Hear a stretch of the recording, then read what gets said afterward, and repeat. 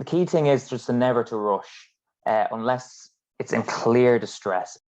I sat on the metal wall down the end there while Lisa and Janice hung like a rope from one side of the lock to the other and with 2 tarpaulins hanging from it. And as they walked down along the canal, the Swan got encouraged down to where I was sitting with the swan hook.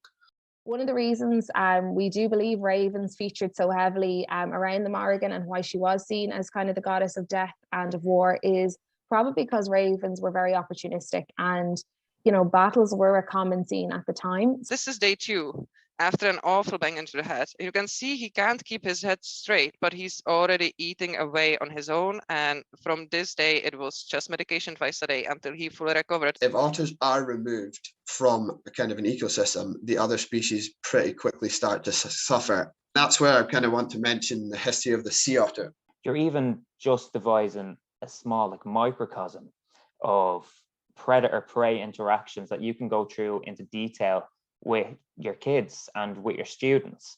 Swans got heavily oiled again and had to come into the centre. They will remain with us until we're absolutely confident that this issue has been solved. And myth would say that if you took the seal skin of a selkie, they were bound to you and they couldn't return to the water until they got that skin back. And this is what it turned out to be like. You can see it's just bursting with life. Because this guy is so recognizable because of the patchy fur on his back. We can actually really monitor his progress and see that he is surviving very well and thriving 2 years later. No. I can't let you go. Sorry. I can't let you go, Swan. I can't let you back in there. I'm sorry. It's going to be okay. I included this little video of blue tits because I love them. They're class. I get the swan wrap ready beforehand. This was the biggest swan I've ever seen in my life as well. If people actually knew what it takes to grow up as a rabbit, what it takes to be a hare, the challenges and the dangers and the amazing lives they can have if they are in a safe habitat. This is Oisín there on the left, who was actually our youngest ever otter cub. Throughout the years that I've been rehabbing, I've never seen one so young. Could have listened to you all night. It was really, really interesting. Thanks a million.